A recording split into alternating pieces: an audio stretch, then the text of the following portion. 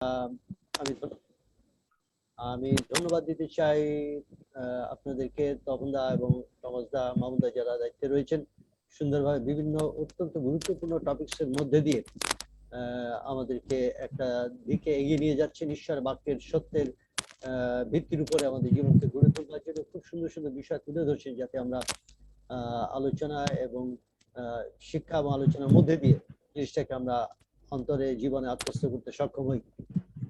এবং আমার এই কারণেই এই শনিবারের স্টাডি প্রোগ্রামটা ভালো লাগে যে আমি অনেক কিছু শিখতে পাই এবং আমি কন্ট্রিবিউটও করতে পারি। আমাদের নিজের চিন্তাও দেওয়ার সেই স্বাধীনতা রয়েছে। এই জন্য আপনাদেরকে ধন্যবাদ জানাই। আমাদের সময় সীমাবদ্ধতার কারণে অনেক সময় অনেক ব্যাখ্যা দিতে গিয়েও আমরা দিতে পারি না, এবং দেখি যে আপনারা খুব সুন্দরভাবে নিয়ন্ত্রণ করছেন এবং সময়ের মধ্যে দিয়ে আপনারা সেটাকে পরিচালনা করছেন, এই জন্য ধন্যবাদ। তো আজকে যে বিষয়টা আমার কাছে রয়েছে, যেটা আমি আপনার প্রিন্টারে প্রিন্ট করতে পারিনি, প্রিন্ট করতে পারলে খুবই ভালো হতো। আমার একটু সমস্যা রয়েছে যার জন্য, কিন্তু তারপরে আমি আমার কম্পিউটার থেকে বের করে করে শিক্ষা বিষয়টা আলোচনা করব, কিন্তু অনেক সময় আমার কম্পিউটার বন্ধ হয়ে যায়, রিস্টার্ট হয়, ইভেন আমার মোবাইল। সেই জন্য আপনাদের একটু ধৈর্য ধরতে হবে, আবার আমি ব্যাক করব।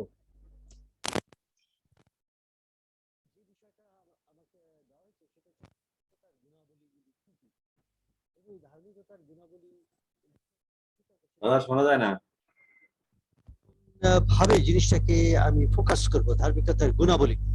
এবং এই গুণাবলী বা ইংরেজিতে আমি দেখবার চেষ্টা করছিলাম যে ধার্মিকতার গুণগুলো কি কি, ধার্মিকতার বৈশিষ্ট্য, সেটা আমি চিন্তা করতে লাগলাম এবং দেখলাম যে ধার্মিকতা বলতে আসলে কি বোঝায় পুরাতন নিয়মে এবং নতুন নিয়মে, এবং সেই বিষয়টা অনুযায়ী আমরা তারপরে আমরা দেখতে পারি আমাদের জীবনে ধার্মিকতার গুণাবলী বা বৈশিষ্ট্যগুলো কি কি।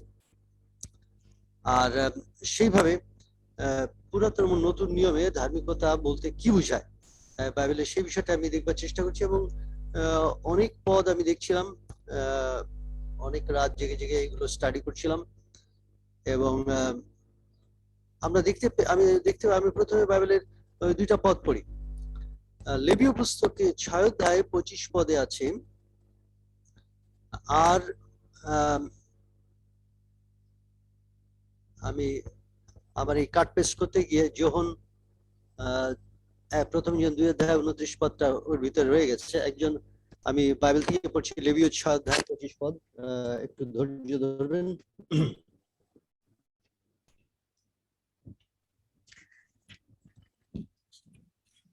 আপনারা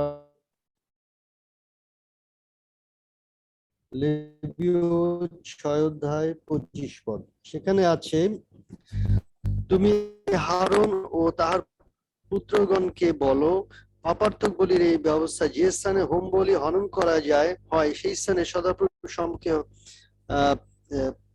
পাপার্থক বলিও হনন করা হইবে। 25 পদে আমার রেফারেন্সটা যতদূর মনে হয় আমি তাহলে ভুল লিখেছি, যাও প্রথমেই একটু সমস্যা হয়ে গেল আমাদের, কিন্তু পরবর্তীতে কোন এক সময় আপনারা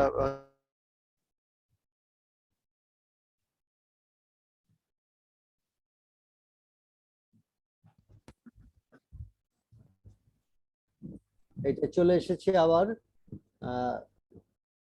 ক্লোজ হয়ে আবার চলে এসেছে, সুতরাং আমি আবার আমার সাবজেক্টে চলে যাচ্ছি। জাস্ট আ সেকেন্ড, আমি আমার পদটাকে বার করার জন্য, হ্যাঁ এইবার ঠিক আছে। এখানে লেবীয় 6 অধ্যায় 25 পদ, যতদূর মনে হয় আমার রেফারেন্সটা একটু এদিক ওদিক হয়ে গেছে, কিন্তু আপনারা পদটা কিছুটা লিখে রাখেন, তাহলে পদটা আবিষ্কার করতে পারবো। যদি আপনার আলোচনা ডিসকাশনের সময় যখন আমরা যাব, তখন আমি পদটাকে সঠিক জায়গায় এনে দিতে পারবো আমার মোবাইল থেকে অ্যাপের মাধ্যমে। লেখা আছে, আর আমরা আপনাদের ঈশ্বর সদাপ্রভুর আজ্ঞা অনুসারে তাহার সম্মুখে এই সমস্ত বিধি যত্নপূর্বক পালন করিলে আমাদের ধার্মিকতা হইবে। এবং এইটা বাইবেলে এখানে স্পষ্টভাবে এই বিষয়টা লেখা হয়েছে, আর আমরা আপনাদের ঈশ্বর সদাপ্রভুর আজ্ঞা অনুসারে তাহার সম্মুখে এই সমস্ত বিধি যত্নপূর্বক পালন করিলে আমাদের ধার্মিকতা হইবে। জাস্ট আ সেকেন্ড, আমি এটাকে রিপ্লেস করে রাখতে চাচ্ছি আমার কম্পিউটারের মধ্যে।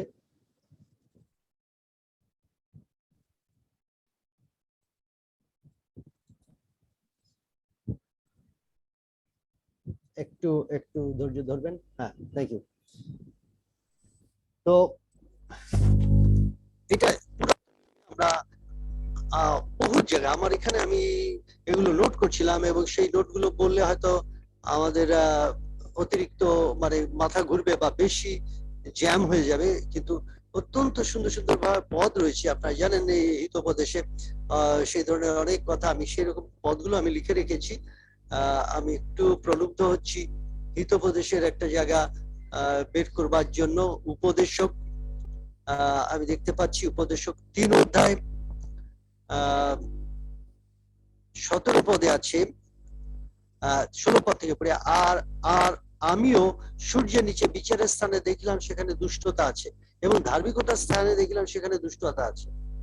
পুরাতন নিয়মে সেখানে তিনি বলছেন বিচার, সেখানে দুষ্টতা চলছে বিচার ব্যবস্থার মধ্যে, এবং ধার্মিকতার স্থানে হয়তো মন্দির কেন্দ্রিক আরাধনা, সেখানেও বলতেছেন ধার্মিকতার স্থানে দেখলাম সেখানেও দুষ্টতা আছে।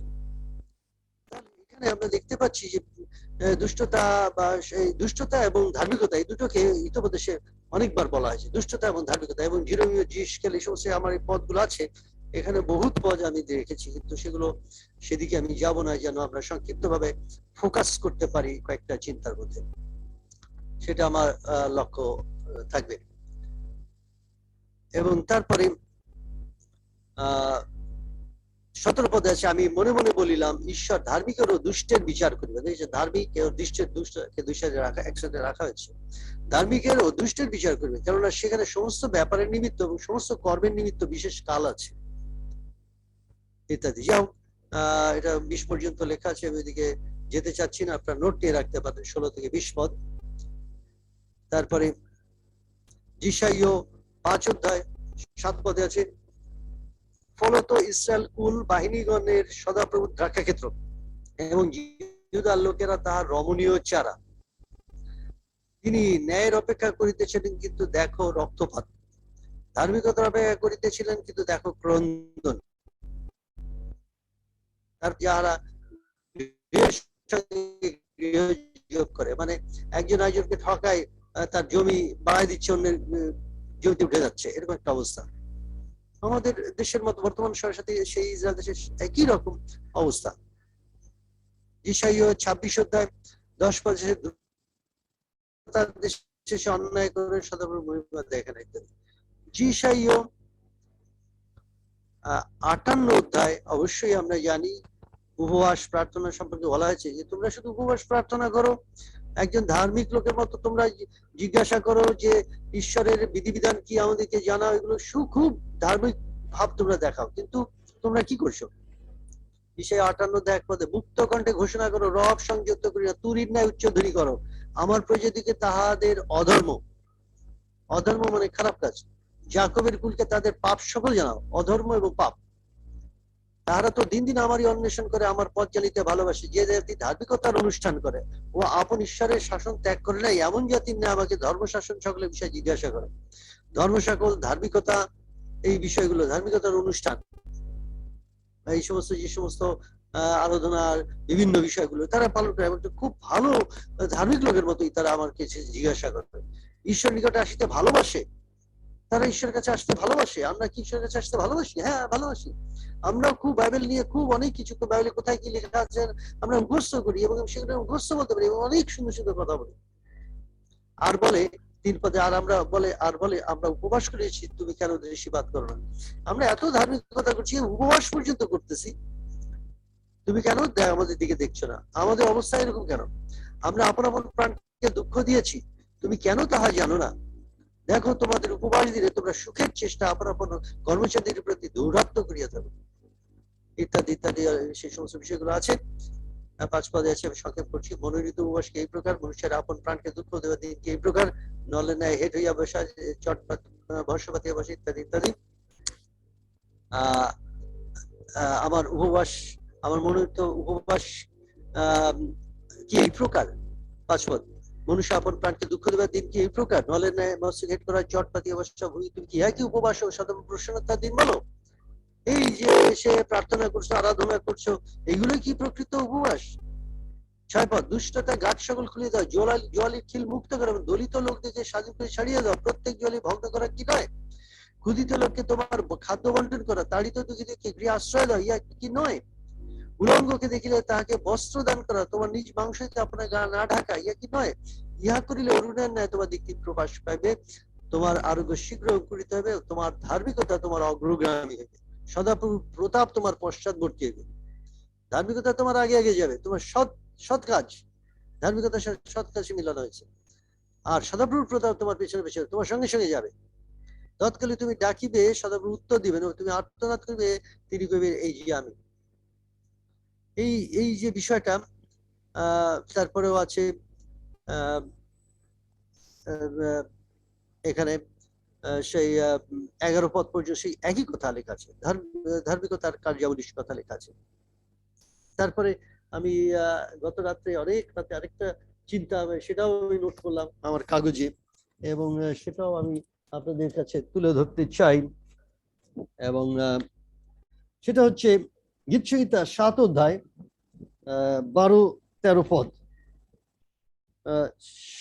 খুব সুন্দর কথা। গীতসংহিতা 7 অধ্যায় 12-13 পদ। সরি, এটা আমি অনেক রাতে নোট করে রেখেছি, সেই জন্য আমি বলবো, কারণ চিন্তার সাথে একটু মিল আছে। যদি কেউ আগে পেয়ে যান তাহলে পড়তে পারেন, অসুবিধা নেই। গীতসংহিতা 7 অধ্যায় 12-13 পদ। মনুষ্য যদি না ফিরে তবে তিনি আপন খড়গে শান দিবেন, তিনি নিজ ধনুকে চাড়া দিয়েছেন, তা প্রস্তুত করিয়াছেন, উহার জন্য তিনি মৃত্যুর অস্ত্র শস্ত্র প্রস্তুত করিয়াছেন, তিনি নিজ বাণ সকল অগ্নিবাণে পরিণত করেন। দেখো সে অধর্ম গর্ভে ধারণ করে, উপদ্রব এবং পূর্ণ গর্ভ হয়, মিথ্যাকে প্রসব করে, ইত্যাদি ইত্যাদি বিষয় বলেছে। মনুষ্য যদি না ফিরে তবে তিনি আপন খড়গে শান দিবেন, তিনি তার নিজ ধনুকে চাড়া দিয়েছেন, তা প্রস্তুত করিয়াছেন। অনেক সাংঘাতিক বিষয়। এবং মসি বলেছেন গীতসংহিতা 90 অধ্যায়, তোমার ক্রোধে আমাদের সমস্ত দিন বহিয়া যায়, তুমি রাখিয়াছ আমাদের পাপ সকল তোমার সম্মুখে। তা আমাদের জীবনে সেই ইসরায়েল জাতির জীবনে যেমন আমাদের আমরা দেখতে পাই একই অবস্থা।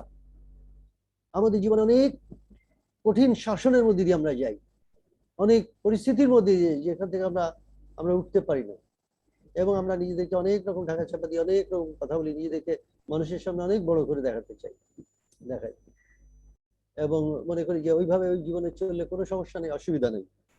সেইটা আমরা এই রকমের একটা অবস্থার মধ্যে দিয়ে আমরা চলছি, আমরা খ্রিস্টানরাও চলছি। ধার্মিকতার বৈশিষ্ট্যগুলো, এই অধার্মিকতার বৈশিষ্ট্যগুলো আমাদের জীবনে কাজ করছে। যিশু কি বলেছেন, যিশুর কথাটা আমি একটু দেখতে চাই, এবং এই জন্য বললাম যে বিষয়গুলো অনেকগুলো পদের সন্নিবেশ করেছি, সেই জন্য আমি যিশুর কথার আগে প্রথম যোহন 2 অধ্যায় 29 পদে, প্রথম যোহন 2 অধ্যায় 29 পদে, যদি জানো যে তিনি ধার্মিক তবে ইহাও জানিতে পারো যে কেউ ধর্মাচরণ করে সে তা হইতে যাবে। ধর্মাচরণ করার একটা বিষয় হচ্ছে, সুতরাং আমাদের জীবনে ধর্মাচরণ যদি আমরা না করি তাহলে পাপাচরণ করলে আমরা দুষ্ট পাপী এবং দিয়া বলে, সেটা এই প্রথম যোহন 2 অধ্যায় এখানে লেখা আছে, যারা পাপাচরণ করে সে দিয়া বলেন। সুতরাং আমাদের মধ্যে সেই দিয়া বলের কাজ আমরা দেখতে পাই যদি আমরা ধর্মাচরণ না করি।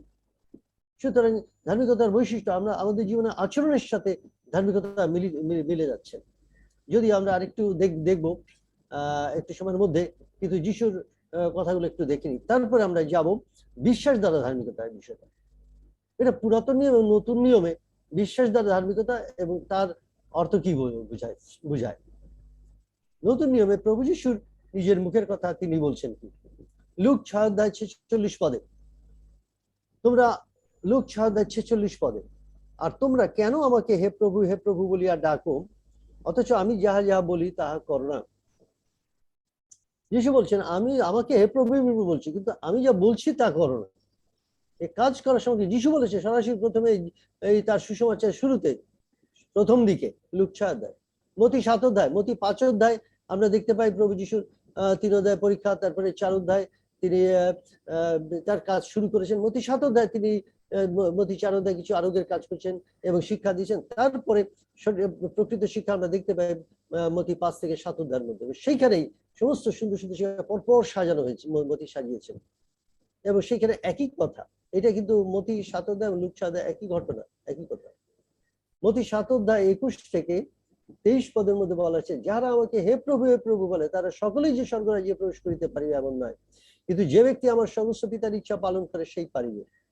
ধন্য সে যে ব্যক্তি আমার সমস্ত পিতার ইচ্ছা পালন করে। হে প্রভু বললে হবে না, আমরা প্রভু প্রভু করে বেড়াচ্ছি অনেকে। সেই দিন অনেকে আমাকে বলিবে, হে প্রভু আপনার নামে কি আমরা হওনি বলি নাই, আপনার নামে কি ভূত ছাড়াই নাই, আপনার নামে কি অনেক পরাক্রম কার্য করি নাই। তখন আমি তাদেরকে স্পষ্টই বলিব, আমি কখনো তোমাদেরকে চিনি নাই, হে অধর্মচারীরা আমার নিকট হইতে দূর হও। যিশুর কথা প্রচন্ড কড়া। এখানে বড় বড় সাধুর, যারা ঈশ্বরের বড় বড় বক্তা, আমার মতো সাধু পুরুষরা, তাদের সম্পর্কে যিশু বলছেন, যারা সমাজের মধ্যে সুনাম কুড়ায় বেড়াচ্ছি। আমরা অনেক পরাক্রম কার্য করছি, অনেক ভূত ছাড়িয়েছে, ভাব বানিয়ে বলেছি। যিশু বলেছে স্পষ্ট ভাবে বলে গেছে, আমি স্পষ্টই বলিব 23 পদ, আমি কখনো তোমাদেরকে জানি না, হে অধর্মচারীরা আমার নিকটে দূর হও, তোমরা অধর্ম আচরণ করেছো, তোমার জীবনে আচরণ সেটা খারাপ। অনেক পালক প্রজাদের কথা বলা হয় যে আপনি পুলপিটে এত সুন্দর কথা বলে, তার স্ত্রী তাকে পুলপিটের কাছে গির্জাঘরের মধ্যে কাপড় চোপড় নিয়ে আসছে, পোটলায় করে কাপড় নিয়ে লুকিয়ে রাখছিল। গির্জা প্রচারের পরপরই স্ত্রী পুলপিটের কাছে কাপড়গুলো নিয়ে দেবে। কি ব্যাপার, তুমি কাপড়গুলো এখানে আনছো? তুমি পুলপিটের দ্বারা এত সুন্দর কথা বলো, তোমার এখানে থাকলে সবচেয়ে ভালো, আমি তোমার সবসময় ভালো কথা শুনতে পাই, কিন্তু ঘরে গেলে তোমার অন্য রূপ। আমাদের পালক প্রচারক দিকে আমি অনেক পালকদের জীবন জানি, তাদের কি করুণ অবস্থা। তারা বাইরে এক প্রকার এবং ভেতর আরেক প্রকার, এবং তাদের পরিবারে তারা আরেক প্রকার, তারা সম্পূর্ণরূপে আলাদা তাদের জীবন। কিছু কিছু পালক প্রচারের সন্তানদের অবস্থা আমি জানি, তারা ড্রাগ নিচ্ছে, এবং তারা একজন সন্তান বলছিল আমার বাবা সে একজন বিরাট পরিচর্যাকারী, কিন্তু আমি রিজেক্টেড হয়েছি, আমাকে কখনো তিনি তার সেই ভালোবাসা বা সেই ইয়ে পাইনি, গাইডেন্স। বর্তমান সময়ে একজন বীর সৈনিক, তার সন্তান, এরকম অনেক বীর সৈনিকদের সন্তানরা দূর হয়ে যাচ্ছে এবং নষ্ট হয়ে যাচ্ছে, তার পরিবার, তার সংসার ধ্বংস এবং একেবারে লোপাট হয়ে যাচ্ছে, তারা প্রভুর কাজে ব্যস্ত। অথচ বাইবেল যে যে নিজ পরিবার শাসন করতে হবে, সে কি পরিবারের যত্ন নেবে? এই কথা আমি একটা বড় একটা কনফারেন্সে, বড় একটা কনফারেন্সে আমাকে ডিভোশন চালাতে দিয়েছিল, আমি সেখানে বলেছিলাম। এবং সেই জন্য একজন, তারপরে আমার কথার পরে যখন আলাপ আলোচনা শুরু হচ্ছিল, একজন মহিলা, বিদেশি মহিলা উঠে দাঁড়িয়ে বললেন যে আমার মনে হয় আমি ঠিক শুনছি কিনা, যে আমাদের পরিবারগুলো যদি ঠিক না থাকে তাহলে আমরা সুসমাচার প্রচার করতে পারবো না। সত্য অত্যন্ত কঠিন, এবং সেই সত্য আমাদেরকে দেখা উচিত, বোঝা উচিত। যদি আমাদের পরিবার আরেক দিক যেতে থাকে, আমরা যদি গুপ্ত ভাবে আরেক দিক যেতে থাকি, আমাদের সাক্ষ্য যদি গোলায় যেতে থাকে, তাহলে আমাদের লক্ষ্য করা উচিত, দেখা উচিত, সময় দেওয়া উচিত। সম্প্রতি গ্রেস, অনুগ্রহ নিয়ে আমাকে একটা বিষয় তিনি ঈশ্বর বাক্যে প্রত্যাদেশ একটার পর একটা সুন্দরভাবে এই কোভিড টাইমে প্রার্থনা করতে করতে সময় দিতে দিতে অনেক অদ্ভুত আমি তোমাকে বলছেন, সন্তান আমি তোমাকে ভালোবাসি, আমার অনুগ্রহ তোমার জন্য যথেষ্ট। অনুগ্রহ খ্রিস্ট ঈশ্বরের বাক্যের সমস্ত কিছু অনুগ্রহের মাধ্যমে আমরা পাই, এবং সেই অনুগ্রহ আমরা বলা হয়েছে এই প্রিয় পুস্তকে, অতএব আইসা আমরা সাহসপূর্বক অনুগ্রহ সিংহাসনের সামনে আসি, যেন সময়ের উপযোগী উপকারার্থে, সময়ের উপযোগী উপকার পাওয়ার জন্য আমরা অনুগ্রহ প্রাপ্ত হই। অনুগ্রহ ঈশ্বর খুলে দিয়েছেন, সেই পর্দা ছিঁড়ে দিয়েছেন মহাপবিত্র স্থানে। বছর একবার না, যে কোনো মুহূর্তে আমরা প্রার্থনার মধ্যে দিয়ে ঈশ্বরের মহাপবিত্র স্থানে প্রবেশ করতে পারি। আমাদের অন্তরাগারে ঈশ্বরের মহাপবিত্র স্থানে যিশুর রক্তের অনুগ্রহের গুণে আমাদের সমস্ত পাপ মুহূর্তের মধ্যে দূরে যায়, এবং ঈশ্বরের কাছ থেকে আমরা যত যেরকম অনুগ্রহ দয়া দরকার আমরা নিয়ে নিতে পারি। অনুগ্রহের সময়, অনুগ্রহের যুগ। কিন্তু ঈশ্বর মসির ক্রন্দনের ফলে বলছিলেন, ঈশ্বর বলছিলেন তাদের পাপের জন্য আমি তাদের মধ্যে থাকলে তারা বিনষ্ট হবে। মসি, তুমি তাদের জন্য আর বিনতি করো না, আমি তাদের মধ্যে থাকবো না, তুমি যাও। মসির ক্রন্দনের ফলে ঈশ্বর বললেন, ঠিক আছে, আমার শ্রীমুখ একজন স্বর্গদূতকে পাঠিয়ে দাও। মসি বললেন, না, তোমাকে যেতে হবে। ঠিক আছে, আমার শ্রীমুখ তোমার সঙ্গে যাবে, কিন্তু আমার সময়ে, আমার বিচারকালে, আমার সময় আমি তাদের বিচার করব। ঈশ্বর বিনতি প্রার্থনা অনুরোধের উত্তর দিয়েছেন এবং মসির মধ্যে দিয়ে ইসরায়েল জাতিকে ঈশ্বর দেখাচ্ছেন যে তোমরা যদি এভাবে ফেরো, অনুতাপ করো, তাহলে আমার অনুগ্রহ আমি দিয়ে দেবো। আমি এত করুণাময়, এত অনুগ্রহশীল, আমি তোমাদের 1000 পুরুষ পর্যন্ত আশীর্বাদ করি ঈশ্বর। তোমাদের 3-4 পুরুষ পর্যন্ত তোমাদের পাপের ফল আমরা তোমাদের উপরে বর্তাবো, কিন্তু তোমার 1000 পুরুষ আমি আশীর্বাদ করবো। এমনকি তোমরা যদি এখন যে অনুতাপ করো, ফেরো, আমি তোমাদেরকে ফিরিয়ে আনবো, আমি তোমাদেরকে আশীর্বাদ করব।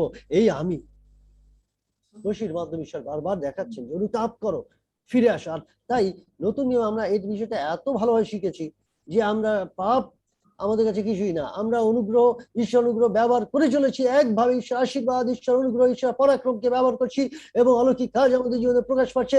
আর আমরা ব্যক্তিগত জীবনে ক্রন্দন করছি, প্রার্থনা করছি, প্রভু আমাকে ক্ষমা করো, আমাকে ক্ষমা করলাম, এই পাপটা করলাম, ওই পাপটা করলাম প্রভু। আর আমরা অধর্মাচরণ শিখছি, আমরা গুপ্তভাবে অধর্মাচরণ শিখছি এবং আমরা পাপ এবং দুষ্টতা আমাদের মধ্যে রয়েছে, কোনোভাবে আমরা সেই দুষ্টতা থেকে উদ্ধার পাচ্ছি না, অধার্মিকতা আচরণ করছি। কিন্তু একদিন আসবে বিচার, সেই দিন তিনি আমাদেরকে বলবেন, দূর হবে অধর্মাচারীরা। কারণ তোমার কাছে তুমি কোনো অধর্মাচরণ করতে শিখে, তুমি কোনো ধার্মিকতা তোমার জীবনে তুমি করোনি, তুমি সেই ধার্মিকতায় বৃদ্ধি পাওনি। তিনি তার খড়গে তিনি শান দিয়ে চলেছেন। প্রভু যীশু অনেক দুঃখ করে এই কথাটি বলেছেন, তুমি আমাকে হে প্রভু, হে প্রভু বলো, কিন্তু আমি যা বলি তা করো না। এবং আমি অনেক পদ দেখছিলাম, জিরো থেকে আরম্ভ করে আমার এখানে প্রায় 100 ওভার পদ আমি গতকাল আমি জোয়ার করেছি, সেদিকে আমি যাচ্ছি না। আসুন আমরা আবার ধীরে ধীরে, আমি বলছিলাম যে হিতোপদেশে কিছু কথা আছে, আমার খুব টেম্পটেশন হয়, আমার চোখের সামনে সেই সমস্ত পদগুলো ঘুরছে। আপনারা লিখে রাখেন, হিতোপদেশে 1 অধ্যায় আমি পড়ি সলোমনের 1 পদ থেকে 3 পদ। সলোমনের হিতোপদেশ, তিনি দাউদের পুত্র, ইসরায়েল রাজ। ইয়া দ্বারা প্রজ্ঞা উপদেশ পাওয়া যায়, বুদ্ধির কথা বোঝায়, উপদেশ পাওয়া যায় বিজ্ঞতার আচরণ সম্বন্ধে, ধার্মিকতা, বিচার ও ন্যায় সম্বন্ধে। হিতোপদেশ পড়লে আমরা ধার্মিকতা, বিচার ও ন্যায় সম্পর্কে, বিজ্ঞতার আচরণ সম্পর্কে আমরা জানতে পারি। হিতোপদেশ 2 অধ্যায় 1 থেকে 21 পদ লিখে 22 পদ লিখে রাখেন, পুরোটা অধ্যায়টা। এখানে ধার্মিক গণের পথ কিরকম সেই সম্পর্কে বলা আছে, অনেক চমৎকার চমৎকার কথা বলেছে, আমি সেদিকে যাব না। হিতোপদেশ 8 অধ্যায় 1 থেকে 21 পদ, হিতোপদেশ 8 অধ্যায় 1 থেকে 21 পদ, চমৎকার একটা অধ্যায়, তার মধ্যে ধার্মিকতার আচরণ সম্পর্কে বলা হয়েছে। হিতোপদেশ 10 অধ্যায়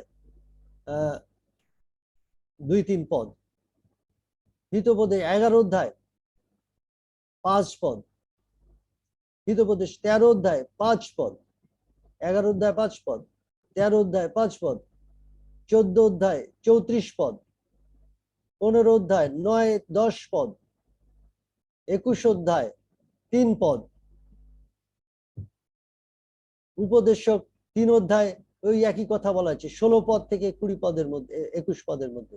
উপদেশক 3 অধ্যায় 16 থেকে 21 পদের মধ্যে।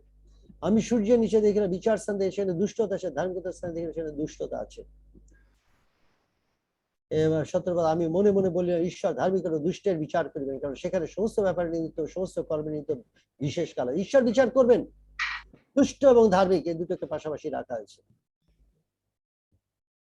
ঈশায়া 5 অধ্যায় 7 পদে আছে, ওইটা আমরা পড়েছি, তিনি ন্যায়ের অপেক্ষা করেছে কিন্তু দেখো রক্তপাত। যাই হোক, আসুন আমরা ফিরে আসি আমাদের চিন্তার ধারাবাহিকতার মধ্যে। এবং সেখানে আমরা দেখতে পেয়েছি পুরাতন নিয়মে সেই ঈশ্বর আজ্ঞানুসারে সমস্ত বিধি যত্নপূর্বক পালন করলে, লেবীয় 6 অধ্যায় 25 পদে যেটা বলা হয়েছে, লেবীয় 6 অধ্যায় 25 পদ না, ওই পদটা আমি আপনাকে বের করে দেবো যখন আমরা প্রশ্ন উত্তর করবো। আমরা আপনাদের আর আমরা আপনাদের ঈশ্বর সাথে আজ্ঞানুসারে তার সম্মুখে এই বিধি, এই সমস্ত বিধি যত্নপূর্বক পালন করে আমাদের ধার্মিকতা। প্রথম যোহন 2 অধ্যায় 29 পদে, যদি জানো যে তিনি ধার্মিক, তবে ইহাও জানিতে পারে যে ধর্মাচরণ করে সে তা হইতে জাত। এখানে ধর্মাচরণ দ্বারা ধার্মিকতার কথা বলা হয়েছে। জাকবের পুস্তকে আমি একটু আগে দেখছিলাম, সেখানে জাকবের পুস্তকে 2 অধ্যায় বলা হয়েছে 14 পদে। 14 পদে যে কেহ যে হে আমার ভ্রাতৃগণ, যদি কেহ বলে আমার বিশ্বাস আছে আর তার কর্ম না থাকে, তবে তার কি ফল দর্শিবে? সেই বিশ্বাস কি তার পরিত্রাণ করিতে পারে? 17 পদ, তদ্রূপ বিশ্বাস ও কর্মবিহীন হইলে আপনি একা বলিয়া মৃত। কর্মযুক্ত বিশ্বাসের কথা বলা হয়েছে। 20 পদ, কিন্তু হে অসার মনুষ্য, তুমি কি জানিতে চাও যে কর্মহীন বিশ্বাস কোনো কাজের নয়? রোমীয় পুস্তক 4 অধ্যায়ের উত্তর জাকব এখানে 2 অধ্যায় দিচ্ছেন। অব্রাহাম বিশ্বাস দ্বারা ধার্মিক গণিত, সেটা আমি এক্ষুনি বলতে যাব, কিন্তু আমি এই যে জায়গাটা একটু পড়ে নিই। কর্মহীন বিশ্বাস কোনো কাজের নয়। 21 পদ, আমাদের পিতা অব্রাহাম কর্মহেতু অর্থাৎ যজ্ঞবেদীর উপরে আপন পুত্র ইসাককে উৎসর্গকরণ হেতু কি ধার্মিক গণিত হইলেন না? 22 পদ, তুমি দেখিতেছ বিশ্বাস তার ক্রিয়া সহকারী ছিল এবং কর্ম হেতু বিশ্বাস সিদ্ধ হইল। আপনার বিশ্বাস কর্ম হেতু সিদ্ধ হবে, সম্পূর্ণ হবে। কর্মবিহীন বিশ্বাস মৃত, এই কথা বাইবেলে বলা হচ্ছে। এখন এই দৃষ্টির উপরে ভিত্তি করে আসুন, আচ্ছা 24 পদটাও পড়ি। ওইখানে তোমরা দেখিতেছ কর্ম হেতু মনুষ্য ধার্মিক গণিত হয়, শুধু বিশ্বাস হেতুই নয়। রাহব বেশ্যায় 25 পদ, রাহব বেশ্যা কি সে কর্ম হেতু ধার্মিক গণিত হইলেন না? 26 পদ, বাস্তবিক যেমন আত্মাবিহীন দেহ মৃত, তেমনি কর্মবিহীন বিশ্বাসও মৃত। সাংঘাতিক ভাবে জাকব বিষয়টাকে তুলে ধরেছেন। এখন আমরা এগিয়ে যাই রোমিও এই বিষয়টার উপরে। রোমিও 4 অধ্যায়ের আগে রোমিও 1 অধ্যায় এবং আরেকটু বিষয় বলবো, আদি 16 অধ্যায়। ঈশ্বর দেওয়া এক ধার্মিকতা সুসমাচারে প্রকাশিত হচ্ছে, তা বিশ্বাসমূলক ও বিশ্বাসজনক। সুসমাচারের মধ্যে দিয়ে একটি বিশ্বাসমূলক ধার্মিকতা আমাদেরকে দেওয়া হয়েছে, এবং সেইটা তখন দা আপনার কাছে একটু জিজ্ঞাসা করি, টমাস দা, আমার সময়ের কতটুকু আছে? এই পালক প্রচারকরা অনেক সময় শিক্ষা দিচ্ছি, তো এই খেয়াল থাকে না আমাদের টাইম। তখন দা দেখেন তো কয় মিনিট আছে, কারণ আপনার বেশি ব্যাখ্যা দিলে। হ্যাঁ 20 মিনিট, ও আরো 20 মিনিট। আচ্ছা আচ্ছা, থ্যাংক ইউ। তো রোমিও 1 অধ্যায় 17 পদে, কারণ ঈশ্বর দেওয়া এক ধার্মিকতা সুসমাচারে প্রকাশিত। ঈশ্বর দেওয়া একটা ধার্মিকতা, এইখানে ওই যে কর্মযুক্ত বিশ্বাসের কথা বললাম, বিশ্বাস কর্মে পরিণত করা, এইখানে ঈশ্বর দেওয়া একটা ধার্মিকতা আমাদের জীবনে আছে। ঈশ্বর কি ধরনের ধার্মিকতা দিচ্ছেন, এইটা একটু আমরা দেখবো। এই কর্মের সাথে এটার দেখবো। এই ব্যাপারে নতুন অনেক জায়গায় লেখা আছে, অনেক জায়গায়, এবং সব পদ দেওয়া যাবে না কারণ আমাদের সময় সংক্ষিপ্ত। ঈশ্বর দেওয়া এক ধার্মিকতা সুসমাচারে প্রকাশিত হইতেছে, তা বিশ্বাসমূলক ও বিশ্বাসজনক। যেমন লেখা আছে, কিন্তু ধার্মিক ব্যক্তি বিশ্বাসে তুই বাঁচিবে। এটা কিরকম?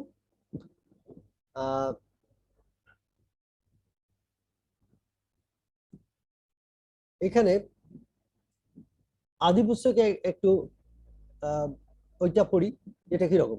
আদি পুস্তক 16 অধ্যায় 5 পদ, এইখানে 16 অধ্যায় 5-6 পদে, পরে তিনি তাহাকে বাহিরে আনিয়া কহিলেন, তুমি আকাশে দৃষ্টিপাত করিয়া যদি তারা গণিতে পারো, তবে গণনা করিয়া বলো। তিনি তাহাকে আরো বলিলেন, এইরূপ তোমার বংশ হইবে। 6 পদ, তখন তিনি সদাপ্রভুতে বিশ্বাস করিলেন, আর সদাপ্রভু তার পক্ষে তার ধার্মিকতা বলিয়া গণনা করিলেন।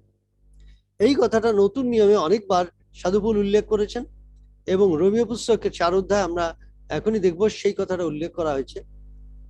আর জাকব এই কথা পরিপ্রেক্ষিতে বলছে যে ওই তার আব্রাহামের বিশ্বাস কি তার কর্মের সাথে ছিল না? রাহব বেশ্যার কর্মের দ্বারা কি তিনি ধার্মিক গণিত হইলেন না? তার বিশ্বাসের ফলে কর্ম, বিশ্বাস করেছিল বলে কর্ম করেছিল। আমরা বিশ্বাসীরা, পালক প্রচারকেরা, ঈশ্বরের সন্তান সকলে আমরা বিশ্বাসের মধ্যে সীমাবদ্ধ রাখি। ওই ধর্মানুষ্ঠান, মন্দির কেন্দ্রিক, গির্জা কেন্দ্রিক ধর্মানুষ্ঠানের মধ্যে আমরা একেবারে সাধু দা বেস্ট। আমরা অনেক কথা বলি, কিন্তু কাজ আমরা করি না। আমরা বাইবেল মুখস্থ করি সারাদিন বসে বসে, সেই ফরিসি শুদ্ধিকুদের মতো, ব্যবস্থাবিত্তাদের মতো। বাইবেলের প্রথম থেকে শেষ পর্যন্ত থিওলজির এক মাথা থেকে আরেক মাথা পর্যন্ত আমরা একেবারে মুখস্থ, এবং আমরা কোথায় কি করতে হবে আমরা সবই বলে দিতে পারি।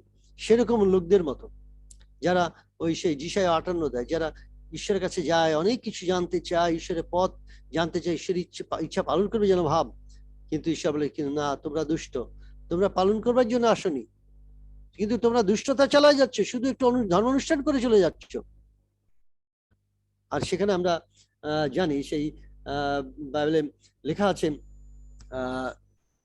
শমূয়েল 15 অধ্যায় 20 পদে সেখানে লেখা আছে যে সে বলিদান অপেক্ষা আজ্ঞা পালন উত্তম। প্রথম শমূয়েল 15 অধ্যায় 22 পদে সে বলিদান অপেক্ষা আজ্ঞা পালন উত্তম। হিতোপদেশ 21 অধ্যায় 3 পদটা একটু পড়ি।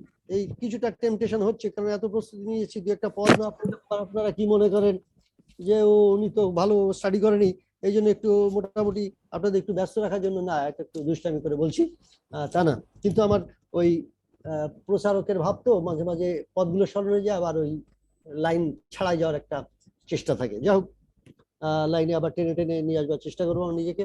হিতোপদেশ 21 অধ্যায় 3 পদ, সেখানে হচ্ছে ধার্মিকতা ও ন্যায়ের অনুষ্ঠান সদাপ্রভুর কাছে বলিদান অপেক্ষা গ্রাহ্য। ধার্মিকতা ও ন্যায়ের অনুষ্ঠান সদাপ্রভুর কাছে বলিদান অপেক্ষা গ্রাহ্য। পুরাতন নিয়মে বারবার এই কথাটা বলেছে। শমূয়েল শাউলকে স্মরণ করে দিচ্ছেন, বলিদান থেকে আজ্ঞা পালন কি উত্তম ছিল না? তুমি বলিদান কি ঈশ্বর খুশি হবেন? আর মিখা 6 অধ্যায় একই কথা মিখাও তিনি বলছেন। এটা ওই রাতে এই পদগুলো আবার ঢুকিয়েছি এর ভিতরে। হ্যাঁ, মিখা 6 অধ্যায় সেটা আমি পড়তে চাই। এটা শ্রদ্ধেয় দিলীপ দত্ত ওনার এটা খুবই প্রিয় পদ, এবং যারা মাইখার সঙ্গে কাজ করে সমস্ত অর্গানাইজেশনাল হেডদের মধ্যে তারা টিচিং দেয় এই পদটা, এবং তারা বলে যে মিখা ভাবাদিটাই সবচেয়ে বেশি পঠিত তাদের মাধ্যমে। এবং এটা আমি মনে করি যে আমরা অনেকবার শুনেছি, এবং সেটা ঠিক, একদিক দিয়ে কথাটা ঠিক।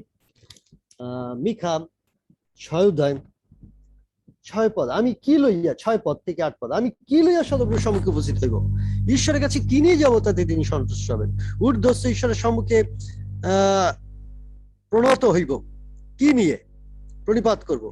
আমি কি হোম বলি লইয়া 1 বর্ষীয় লোক গোবৎস দিয়ে গেলে 1 বর্ষীয় নিষ্কলঙ্ক গোবৎস উৎসর্গ করবার কথা ঈশ্বর বলেছিলেন। তাহলে আমি কি সেটা নিয়ে আসবো, তার সম্মুখে উপস্থিত হইব? 1 বর্ষীয় গোবৎস, নিষ্কলঙ্ক গোবৎস। সহস্র সহস্র 7 পদ, সহস্র সহস্র অযুত তৈল প্রবাহ কি প্রসন্ন হবেন?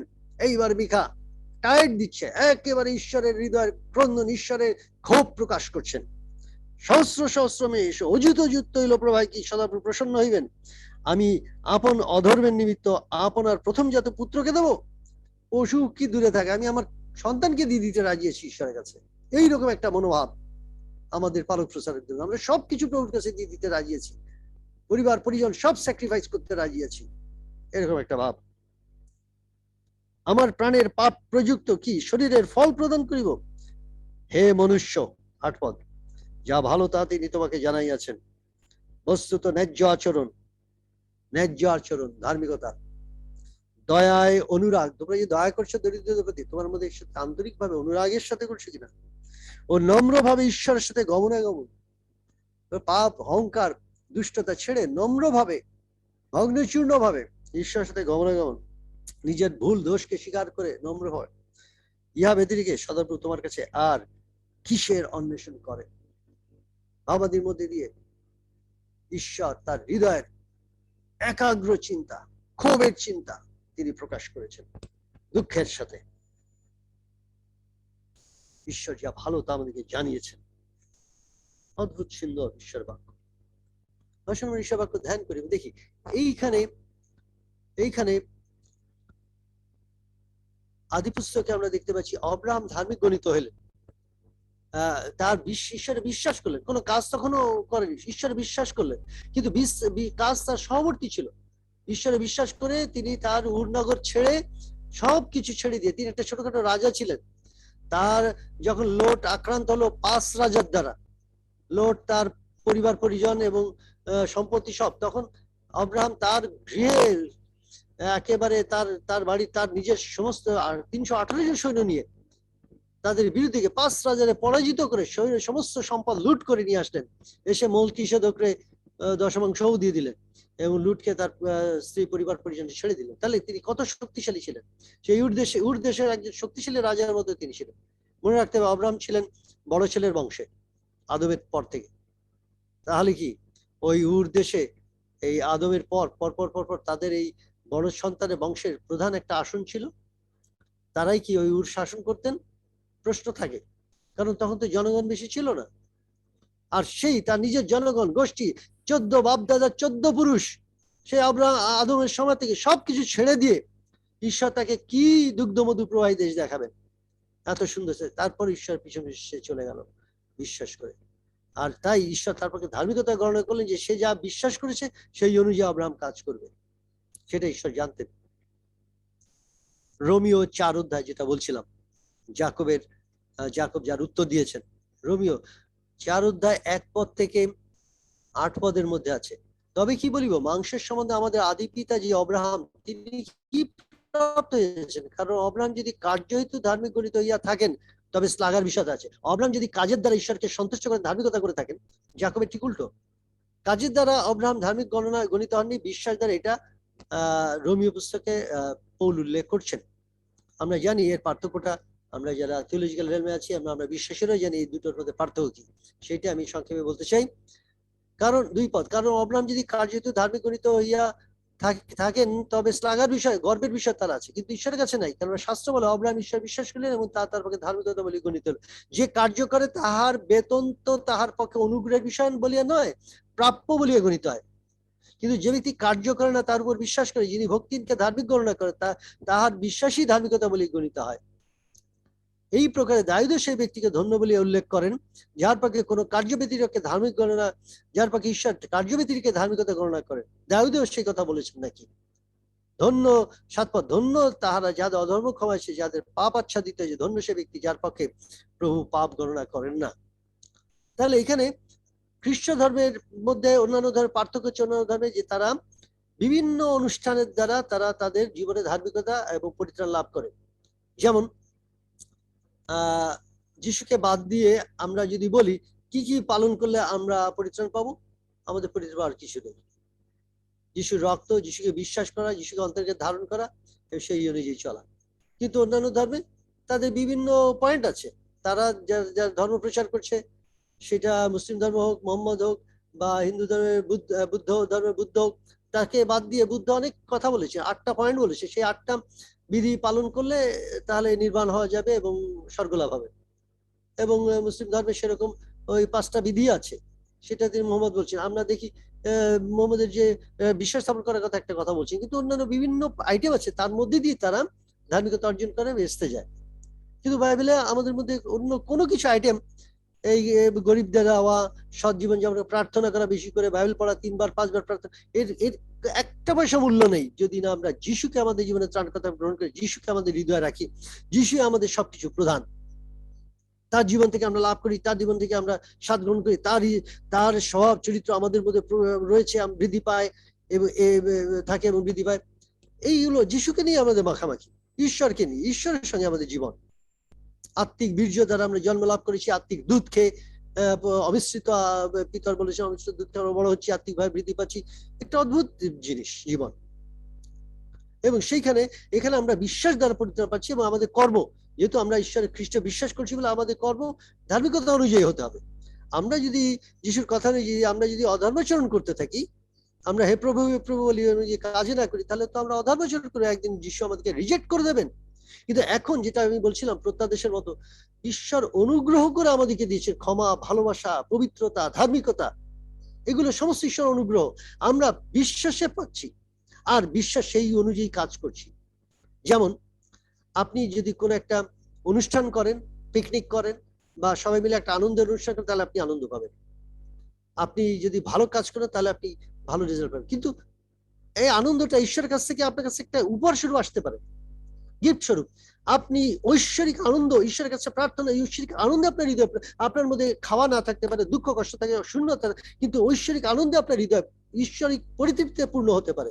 একইভাবে পবিত্রতা, ধার্মিকতা, সততা সবকিছু ঈশ্বর আশীর্বাদের সাথে আমাদেরকে দিয়েছে, পূর্ণ করে দিয়েছেন। আমাদের কাজের দ্বারা যেগুলো অর্জন করার কথা ছিল সেটা বিশ্বাস দ্বারা তিনি পূরণ করে দিয়েছেন। এখন আমরা সেটাকে কার্যে পরিণত করছি, আমরা সেই অনুযায়ী চলছি। আমরা খ্রিস্টানরা সেই জন্য ওই পুরাতন জিহুদের মতো আমরা ওই বিশ্বাসী গ্রহণ করি, আর তারপরে আর কাজ বাদ দিই। আমাদের আর কাজের কোনো গুরুত্ব নেই আমাদের কাছে। যাকব কড়া বলেছে, বিশ্বাস বিশ্বাস মৃত।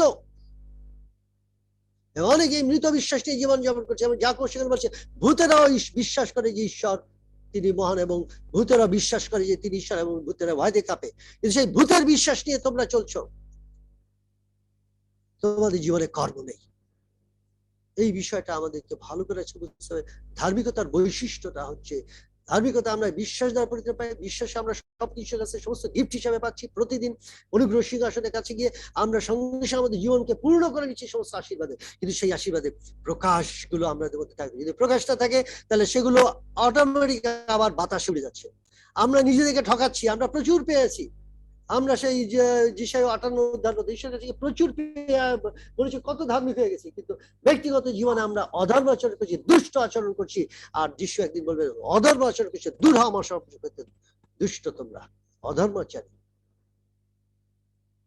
জিনিসটা কি আমরা বুঝতে পারছি?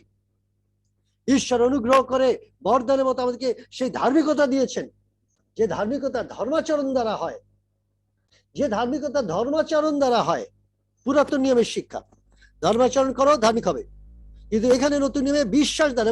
এবং পৌল তিনি দেখিয়ে দিলেন যে এই যে বিশ্বাস দ্বারা ধার্মিকতা, সেটা কিন্তু আব্রাহামও করেছেন, দাউদও সেই কথা বলেছেন রোমীয় 4 অধ্যায়। এটা পৌল বলেন, দাউদও সেই কথা বলেছেন যে ঈশ্বর যাকে ধার্মিক গণিত করেন তিনি ধার্মিক। এবং তারপরে তারাও যারা এই সত্য পেয়েছিলেন, দাউদ, আব্রাহাম, তারা সেই সত্য অনুযায়ী চলেছেন, ধার্মিকতা সেই ঈশ্বরের কাছে পেয়েছেন বিশ্বাস, যে ঈশ্বরে হ্যাঁ তিনি আমি বিশ্বাস করি তুমি আমাকে সন্তান দেবে, এবং সেই অনুযায়ী ঈশ্বরের উপর বিশ্বাস করে নির্ভর করে তিনি এগিয়ে গেলেন। এবং তার বয়স 100 বছর হলেও, রোমীয় 4 অধ্যায় আছে 17, 18, 19 পদে, 100 বছর হলেও তিনি ঈশ্বরের উপর নির্ভর করে সন্দেহ করলেন না। প্রিয় ভাই বোন, আমাদের শিষ্যের উপর বিশ্বাস করে নির্ভর করে আমাদের পদক্ষেপ নিতে হবে এবং কাজ করতে হবে। যদি আমরা কাজ না করি, যত আমরা অনুগ্রহ শিক্ষার সাথে কাছে গিয়ে যতই আশীর্বাদ পাই না কেন, সবকিছু বাতাসে উড়ে যাবে, এবং আমরা দুষ্ট এবং অধার্মিক আচরণ করতে থাকবো, এবং অধার্মিকতায় আমাদের জীবনে বাড়তে থাকবে। এবং সেই পদ একটা পড়ি, 1 করিন্থীয় 1 অধ্যায় 13 পদ, 30 পদ। 1 করিন্থীয় 1 অধ্যায় 30 পদ। কিন্তু তাহা হইতে তোমরা সেই খ্রিস্ট যিশুতে আছো, যিনি হইয়াছেন আমাদের জন্য ঈশ্বর হইতে জ্ঞান, ধার্মিকতা, পবিত্রতা এবং মুক্তি। ঈশ্বর হইতে তিনি হয়েছেন জ্ঞান, ধার্মিকতা, পবিত্রতা এবং মুক্তি। আমাদের জীবনে ধার্মিকতা, আমাদের জীবনে পবিত্রতা, আমাদের জীবনে জ্ঞান এবং মুক্তি, ঈশ্বরের আশীর্বাদ, প্রেম, আনন্দ, শান্তি, দীর্ঘসূত্রতা, মাধুর্য, মঙ্গল ভাব, বিশ্বস্ততা, মৃদুতা, ইন্দ্রিয় দমন, আত্মিক ফল। ইন্দ্রিয় দমন, দুষ্টামি, পাপ থেকে দূরে থাকা, ধৈর্য, পবিত্রতা, ধার্মিকতা, প্রেম, আনন্দ, শান্তি, অনুগ্রহ, ঈশ্বর অনুগ্রহ, এই সমস্ত দীর্ঘসূত্রতা, এই সমস্ত করতে হবে। এই ফলগুলো আমাদেরকে করতে, অটোমেটিক পেটের মধ্যে ফলগুলো হবে না, পেটের মধ্যে ফলগুলো জমা থাকবে না, হৃদয়ের মধ্যে জমা থাকবে না, সেগুলো বাস্তব জীবনে কাজের দ্বারা এই ফল। সুতরাং প্রিয় ভাই বোন, আজকে ধার্মিকতার ফল, ধন্যবাদ জানাই তপন ভাইকে এই সুন্দর পয়েন্টটা দেওয়ার জন্য, বিষয়টাকে টেবিলের উপরে উঠিয়ে দেওয়ার জন্য। ধার্মিকতার গুণাবলী, বৈশিষ্ট্যাবলী, আমি বলবো ধার্মিকতার বৈশিষ্ট্য হচ্ছে বাস্তবে ধর্মজীবন, প্র্যাকটিক্যাল, যে বিশ্বাসে আমরা যা পেয়েছি, আমরা পরিত্রাণ পেয়েছি বিশ্বাসে, কর্মের দ্বারা নয়, এই কাজ ওই কাজ করবার দ্বারা নয়, বিশ্বাসে ধার্মিকতা লাভ করেছি আব্রাহামের মতো, এবং সেইটা অনুযায়ী আমরা চলছি। সুতরাং ধার্মিকতার গুণাবলী বা বৈশিষ্ট্য আমি বলবো আমাদের বাস্তব জীবনে প্রয়োগ। প্রিয় ভাই বোন, আজকে যদি আমরা বাস্তব জীবনে আমাদের প্রয়োগ না থাকে, তাহলে ঠিক আমাদের সেই আনুষ্ঠানিক ধর্মাচরণ, আমাদের দৈনন্দিন জীবনে, আমাদের পরিবার, আমাদের জীবন চলে ভেসে যাচ্ছে, আর আমরা আনুষ্ঠানিক ধার্মিকতা নিয়ে একেবারে প্রচুর পরিমাণে ব্যস্ত রয়েছি। ঠিক আমাদেরকে ঈশ্বর আমাদের প্রত্যেক আশীর্বাদ করুন। ধন্যবাদ যেন আমরা ঈশ্বরের বাক্যের ধার্মিকতা অনুসরণ করি বিশ্বাসে, এবং তার কর্ম দ্বারা আমাদের জীবনে তা পরিলক্ষিত হয়। প্রভু আমাদেরকে আশীর্বাদ করুন। ধন্যবাদ। নমস্কার। ধন্যবাদ দিচ্ছি আমাদের বক্তাকে, রেভারেন্ড নাথনায়েল এস মুন্সি দাদাকে। সুন্দরভাবে ধার্মিকতার বিষয় নিয়ে, অধার্মিকতা, ধার্মিকতা, দুষ্টতা এবং ধার্মিক জীবন সম্পর্কে বিভিন্ন ব্যক্তিত্বের বিষয় নিয়ে উনি কথা বলেছেন চমৎকার ভাবে। আশা করি আমরা ধার্মিকতা সম্পর্কে এবং দুটো অধার্মিকতা সম্পর্কে দুটোর মধ্যে আমরা তুলনামূলক আলোচনা এখানে পেয়েছি। আমরা ধন্যবাদ দেই দাদাকে। এবারে আমরা প্রশ্ন উত্তর পর্বে চলে যাব। আপনাদের মধ্যে যদি কারো কোনো প্রশ্ন থাকে সেই প্রশ্ন আপনারা করতে পারবেন। আমাদের বক্তা এবং অন্যান্য যারা আছেন সবাই শেয়ার করতে পারবেন, উত্তর দিতে পারবেন, আপনাদের মন্তব্য প্রকাশ করতে পারবেন। এবং এই অনুষ্ঠানটি পরিচালনা করার জন্য আমি অনুরোধ করব, আমাদের মধ্যে উপস্থিত রয়েছেন আমাদের ভাই মামুন তালুকদার। দাদা মামুন তালুকদার, সময় আপনার পরিচালনার পালা। Thank you. দাদা। আমি প্রথমে পিতা ঈশ্বরকে ধন্যবাদ দিতে চাই আজকে এত সুন্দর একটি বিষয় নিয়ে। আমাদের সবসময় এই বাইবেল স্টাডি গ্রুপে খুব সুন্দর সুন্দর বিষয় নিয়ে আলোচনা হয়। আজকের বিষয়টা ছিল অনেক আকর্ষণীয় এবং দাদা যেভাবে বাইবেলের বিভিন্ন ভার্স থেকে আমাদেরকে শিক্ষা দিলেন, আমি ব্যক্তিগতভাবে অনেক উপকৃত হয়েছি। আমি বেশ কিছু ভার্স লিখেও রেখেছি। আমি বিশ্বাস করি আপনাদের অনেকের মনেই প্রশ্ন থাকবে এই ধার্মিকতার পক্ষে বিপক্ষে, কিন্তু প্রশ্ন করার আগে আমি একটা মেসেজ পেয়েছি যেন আমরা আমাদের একটা নোটিশ শুনি। আমার মনে হয় তপন দা আপনার কাছে কোনো নোটিশ থাকতে পারে। ধন্যবাদ মোহন ভাই, আমরা ধন্যবাদ দিই আজকে আরেকটিবার আমরা আরেকটিবার বুঝলাম যে প্রকৃত ধার্মিকতা কি। এবং আমাদের আমি যেটা আমার নিজের মধ্যে একটা প্রশ্ন আসছে যে আসলে আমরা কি ভণ্ড ধার্মিক কিনা, মানে সোজা বাংলা যে ভণ্ড ধার্মিক ধার্মিকতায় আমরা জীবনযাপন করছি কিনা, এইটাই বড়। এই একটা প্রশ্ন তিনি আমাদের মধ্যে তুলে দিলেন আমার মনে হয়। আগামী সপ্তাহে আগামী মাসটা আমরা কিছুটা কাউন্সিলিং এর উপরে কথা বলবো, আমরা আগেও অ্যানাউন্স করেছিলাম। এবং আর আগামী সপ্তাহে আমি প্রভু যদি আমাকে আশীর্বাদ করেন আমি কথা বলবো মানসিক সুস্থতার যোগাযোগ এর উপর, মানসিক সুস্থতার যোগাযোগ বা থেরাপিউটিক কমিউনিকেশন, এই বিষয়ের উপর আমি কথা বলবো।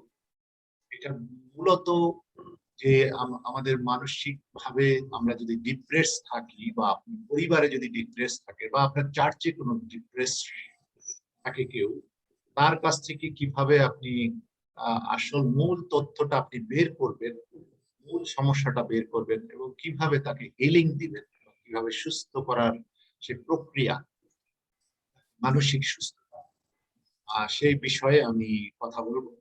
আপনারা সবাই যুক্ত হবেন। আপনার এটা শুধুমাত্র মন্ডলীর জন্য নয়, কিন্তু পরিবারের জন্য। আপনাদের ছেলে মেয়েরা যদি কেউ দেখেন যে কিছুদিন ধরে তারা চুপচাপ কথা বলে না, এটা একটা ওয়ে যে আপনারা তাদেরকে বিভিন্ন রকম টেকনিকে আপনারা সেই উত্তর আপনারা পাবেন যে আসলে সমস্যা কি, সেগুলো আপনারা সমাধান দিতে পারেন।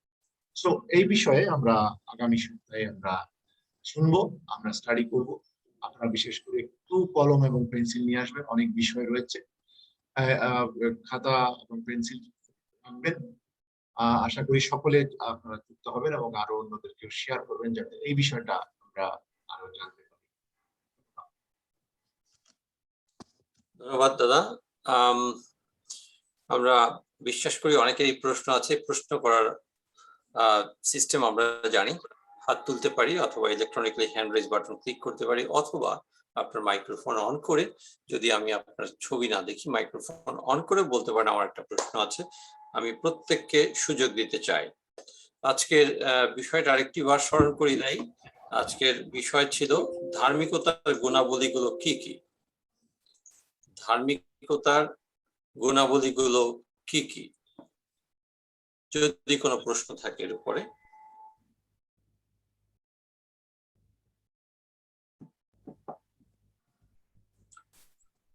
যেহেতু কেউ করছে না, আমি নিজেই একটি প্রশ্ন করতে চাই।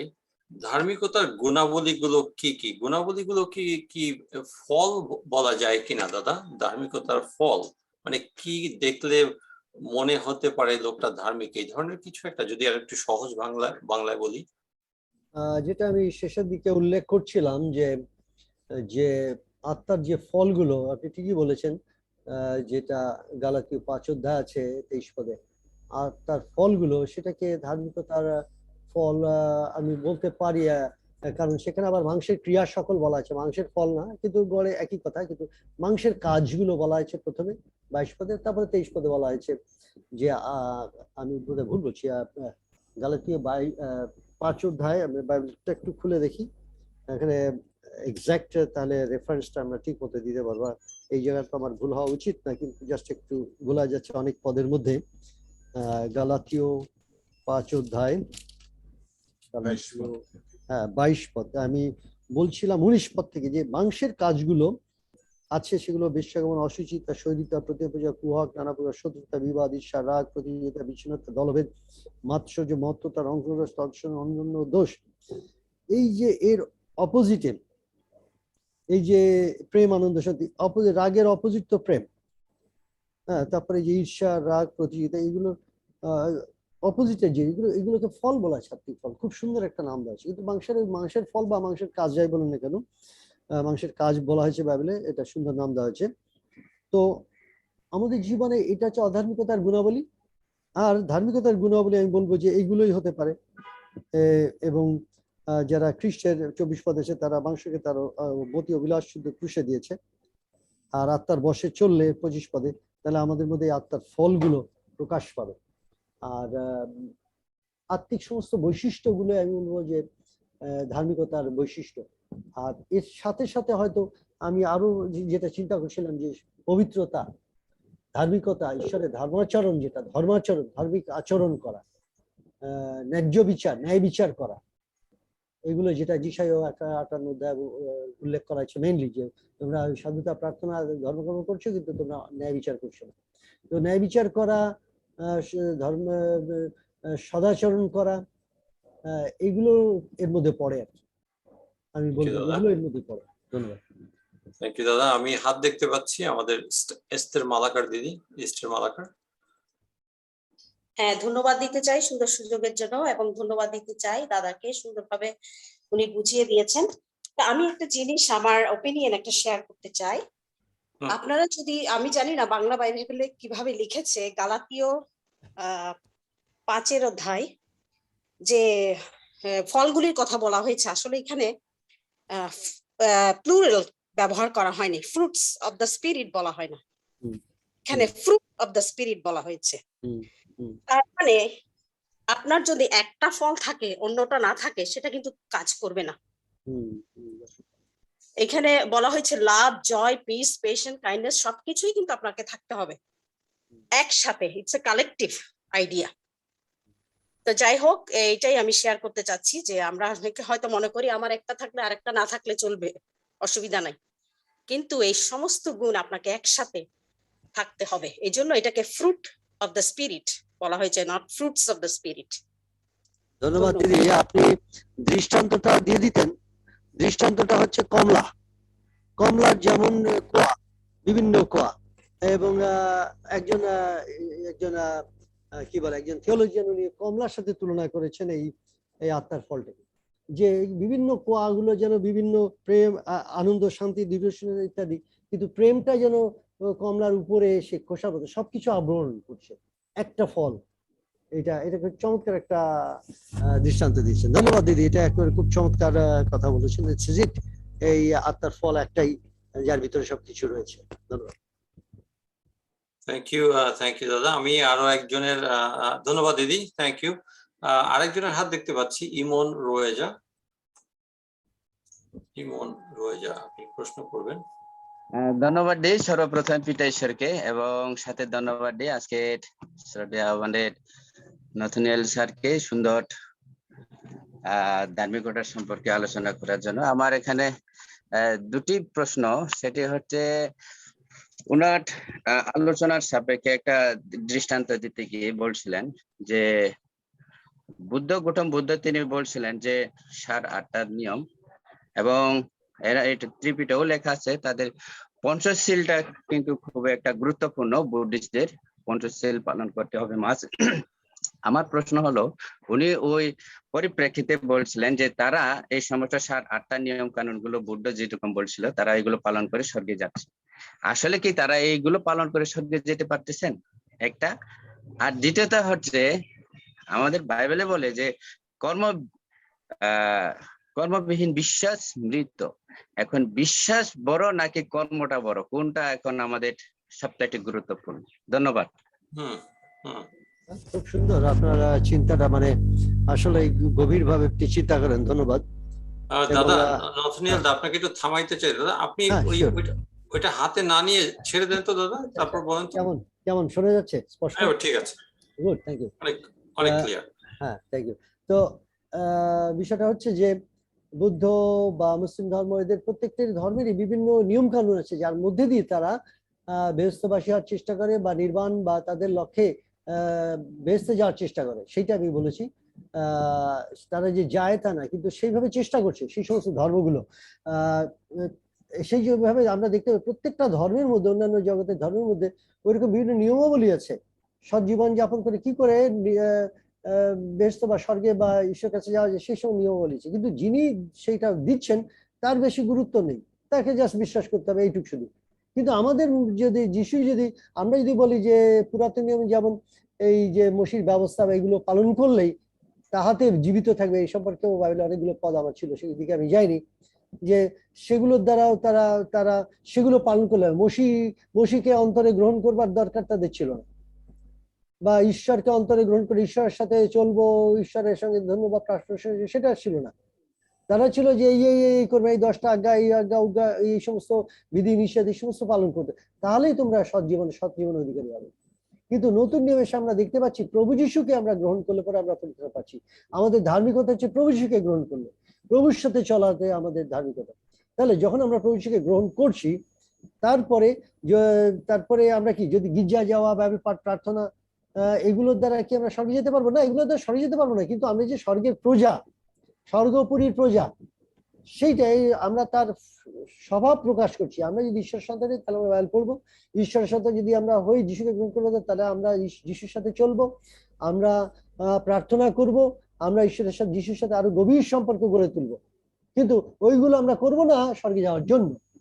এইখানে খ্রিস্টানরা অনেক সময়, অনেক চার্চে কিন্তু এই বিষয়ে স্পষ্ট বলা হয় না বলে তারা এই বিষয়টা বুঝতে পারে না, যে পরিত্রাণ, যিশুকে গ্রহণ করার ব্যাপারটা কি তারা বুঝতে পারে না। অথচ বাইবেলের মধ্যে মতি থেকে প্রকাশিত স্পষ্টভাবে বলা হয়েছে, অনেক কথা, অনেক কিছুর মধ্যে আমরা দেখতে পাচ্ছি যিশুর পরিত্রাণ। যিশু মরেছিলেন, উঠেছেন, স্বর্গারোহণ করেছেন, এবং তাতেই পরিত্রাণ, তার রক্তে আমাদের পরিত্রাণ, তার রক্তে আমরা বিশ্বাসে পরিত্রাণ, ধার্মিকতা আমরা বিশ্বাস দ্বারা পেয়েছি, এবং তারপরে সেই বিশ্বাসে আমরা ধার্মিকতায় জীবন যাপন করি। সুতরাং আমাদের খ্রিস্টীয় জীবনে স্বর্গে যেতে হলে আমরা কতবার বাইবেল পড়বো, কতবার প্রার্থনা করবো, আমরা সৎ জীবনে চলবো, আমরা বাবা মার যত্ন করবো, আমরা অমুক তমুক করবো, এর দ্বারা আমরা স্বর্গে যেতে পারবো না। কিন্তু কখনো কখনো মন্ডলীতে সেরকমের ভুল শিক্ষা দেওয়া হয়েছে। আমরা যিশুকে গ্রহণ করলে পরে আমরা পরিত্রাণ পাবো, কিন্তু যিশুকে গ্রহণ করে মৃত বিশ্বাস হবে যদি আমরা যিশুকে গ্রহণ করার পরে আমরা যে অধর্মাচরণ করি, যিশুর আজ্ঞা পালন না করি। যিশু যা যা বলেছেন, সৎ জীবন যাপন, পবিত্রতায় চলা এবং সততায় চলা, আমাদেরকে সেই পুরাতন নিয়মের সততায় চলার যে আদর্শগুলো কি আছে, পবিত্রতা বলতে কি বুঝায়, ব্যবস্থাগুলো আমাদের দেখতে হবে। ব্যবস্থা পুস্তক ওই জন্য দেওয়া হয়েছে যেন আমরা সেগুলো দেখি। যিশু ওই জন্য বলেছিলেন মতি 5 অধ্যায়, যে ব্যবস্থাটা বলছে কিন্তু আমি বলছি। যিশুর ব্যবস্থাকে যিশুর কথা অনুযায়ী ব্যাখ্যা দিতে হবে, এবং সেই বিশ্রামবার বলি এবং সেই ক্রোধ বলি বা নরহত্যা বলি বা ব্যভিচার বলি, এই সমস্ত ব্যবস্থাগুলো যিশুর ব্যবস্থার আলোকে, আত্মার ব্যবস্থার আলোকে, জীবনের আত্মার ব্যবস্থা আমাকে মৃত্যুর ব্যবস্থা মুক্ত করিয়াছে, রোমীয় 8 অধ্যায় 1 পদ। জীবনের আত্মার ব্যবস্থা, যিশুর আত্মার ব্যবস্থা অনুযায়ী আমাদেরকে বিবেচনা করতে হবে, এগুলো কি জন্য দেওয়া হয়েছিল, এবং সেই আত্মিক সত্য অনুযায়ী আমাদের চলতে হবে। আমরা যদি তার কথা না শুনি তাহলে আমরা হে প্রভু বলবো, কিন্তু তিনি যা বলেন আমরা তা শুনবো না। আমাদের শুনতে হবে, অর্থাৎ সেই ধার্মিকতায় চলতে হবে। অতএব আমরা বিশ্বাস দ্বারা আমরা ধার্মিক গণিত হই, ঈশ্বরকে গ্রহণ করি। আমরা ঈশ্বর্গ পরিপ্রজা, ঈশ্বরের সন্তান বলে আমরা ঈশ্বরের সাথে আচরণ করি, ধার্মিকতায় চলি, সততায় চলি। কিন্তু যদি আমরা সততায় না চলি, আমরা যতই বিশ্বাসে গ্রহণ করি না কেন, বাস্তব জীবনে যদি আমরা দুষ্ট অধার্মিকতায় চলি, তাহলে কিন্তু আমাদের সেটা মৃত বিশ্বাস, ভূতের বিশ্বাস, কর্মহীন বিশ্বাস, যেটা জাকব বলেছেন। Thank you. রোমিও পুস্তক হলো বিশ্বাস দ্বারা, আর জাকব হলো সেটার ফল কর্মের দ্বারা প্রকাশ। রাইট, থ্যাংক ইউ দাদা। আমি আপনার সঙ্গে অ্যাড করতে চাই একটু, যে ভদ্রলোক ইমন রোয়েজা বলেছিলেন, বুদ্ধের একটা উদাহরণ দিয়েছেন। বুদ্ধকে আমি দেখিনি, কিন্তু হতে পারে তিনি একজন ভালো লোক ছিলেন, কিন্তু তিনি কি বলেছিলেন তার মধ্যে দিয়ে অবশ্যই আমরা স্বর্গে যেতে পারি না। আমরা একমাত্র যীশু খ্রিস্টের মধ্যে দিয়ে স্বর্গে যেতে পারি। কারণ প্রেরিত 4:12 লেখা আছে, আকাশের নিচে মনুষ্যদের মধ্যে আর কোনো নাম নাই যে নামে আমরা পরিত্রাণ পাই। আর যিশুই একমাত্র পথ, সত্য, জীবন, তাকে ছাড়া কেউই স্বর্গে যেতে পারে না, লেখা আছে। আর হ্যাঁ দাদা, আপনি বলেছেন জাকব পুস্তকের কথা, বিশ্বাস এবং কর্ম, এটা নিয়ে বোধহয় তার প্রশ্ন ছিল, দ্বিতীয় প্রশ্নটা। বিশ্বাস এবং কর্ম একে অন্যের সঙ্গে ওতপ্রোতভাবে জড়িত। যদি আপনি যিশুকে বিশ্বাস করেন, তাহলে যিশুর চিন্তা, যিশুর মনোভাব, যিশুর আচরণ আপনার মধ্যে প্রকাশ পাবে। যদি সেটা না পায়, তাহলে আপনি যিশুকে গ্রহণ করেননি। ধন্যবাদ দাদা। লরেন্স এস রয়, আপনার হাত দেখতে পাচ্ছি। তারপরে ইম্মানুয়েল দাও হাত আছে পরে। সবাইকে আরেকবার ইমানুয়েল। আজকে দাদার যে বক্তব্য ছিল, সেই বক্তব্য আজকে সেই অনুসারে আমাকে একটু হতাশ করছে। সেটা হলো কি, যদি ধার্মিক ব্যক্তিরা যারা প্রভুর রাজ্যে কাজ করছেন, যারা মনোনীত, তাদেরকে যদি প্রভু না চিনেন, তাহলে আমরা লেম্যান, আমাদের কি অবস্থা হবে? কারণ আমরা তো, আমার আগে ধারণা ছিল যে যে ব্যবস্থা যে কঠিন বেড়াজাল ছিল, সেই বেড়াজাল থেকে আমরা মুক্ত, এবং আমাদেরকে স্বর্গে যাওয়া আমার জন্য খুব সহজ একটা পথ যিশু দিয়েছেন আর কি। আমরা যদি যিশুকে বিশ্বাস করি এবং তার রক্তে স্নাত হই এবং আমরা যদি তার পথ অনুসারে চলি। কিন্তু ধার্মিক ব্যক্তিরাই যদি, ঈশ্বর যদি বলে যে তোমাকে আমি চিনি না, দূর হও, তাহলে আমাদের কি অবস্থা হবে? আমি একটু দাদা, আমাকে একটু জাস্ট একটু আমাকে এই সংশয় থেকে কেমন আমাকে মুক্তি দেবেন, কাইন্ডলি একটু আমাকে বলবেন। এটা ঠিক, আমরা ধার্মিকতার কার্যাবলীকে আমরা এড়াতে পারি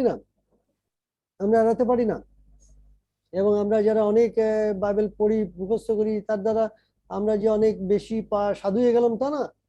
বাইবেলকে আমাদের দৈনন্দিন জীবনে যদি আমরা ব্যবহার না করি, তাহলে আমরা যত বড়ই সাধু হই না কেন, মৌখিক সাধু, কোনো কাজ হবে না। সুতরাং আপনি যে বলছেন যে অনেকে আছে, অনেক বাইবেল পরে প্রার্থনা করছে, অনেকে ফরিসি শুদ্ধিকদের মতো, ইসরায়েল জাতি সেই ধর্ম পুরুষদের মতো, এরকম খ্রিস্টানদের মধ্যেও আছে। আমরা দেখতে পাচ্ছি অনেকে জীবনে স্খলন এবং পদস্খলন, অর্থনৈতিক স্খলন, এবং কিভাবে